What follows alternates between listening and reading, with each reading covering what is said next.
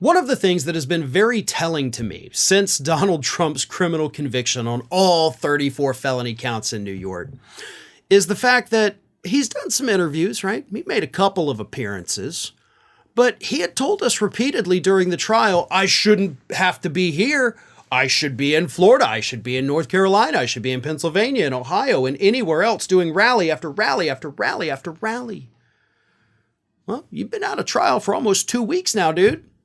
Where you at? And the answer is, of course, he's sitting at his golf resort, slowly watching his campaign crumble to the ground. And that leads me to another viewer question. This is from Michael Smith, FJ7DI, who asks, what do you think will be the political impact from the guilty verdict? And I think the answer to that is very simple. And of course, it's what I said is already happening. Trump is in a moment of withdrawal. Not that he's withdrawing, feeling withdrawal symptoms. He's withdrawing from society to a degree.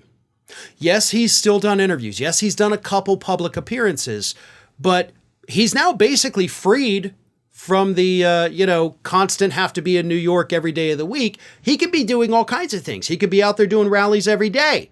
They claim they just raised $300 million. So good. You got the money. Go do your rallies. That's what was holding you back before. But he's not, right? We're not seeing him do multiple campaign events per day. And the reason for that is because of the criminal conviction. This is the political impact of it. Donald Trump, I think, is afraid of what's going to happen to him when he goes out there in the real world. But more importantly, his campaign is afraid of what he's going to say. So they know that ahead of that July 11th sentencing, anything he says, if he acts like he is not remorseful, if he goes out there and makes things worse or violates the gag order again, he's going to get a stiffer penalty. And that is true. So the more they can keep him kind of secluded and away from the public, the better it is for him. And at the same time, the other political impact from the conviction, as we have seen in every single poll that has come out, is that he's losing support. He is losing support from Republicans. He is losing support from independents. And of course, he never really had support among Democrats, so why even count that? But he's still down a couple points with Democrats as well. So he is losing support. He is withdrawing from society. He is hiding.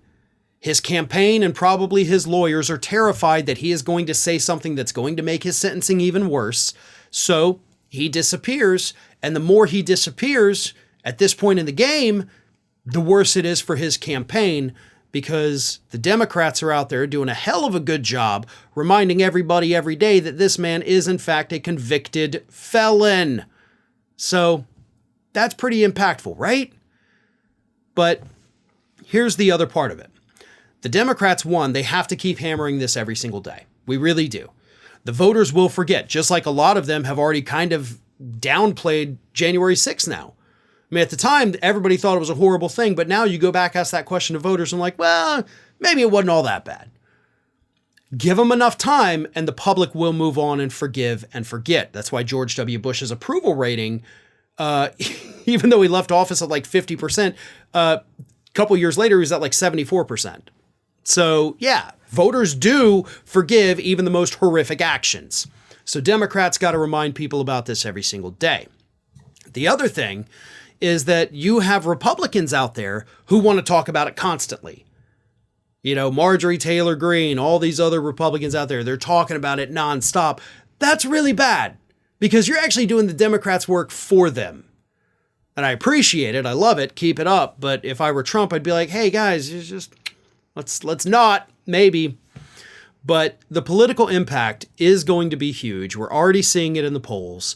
And I predict as the polls continue to flow in, it's only going to get worse for Donald Trump.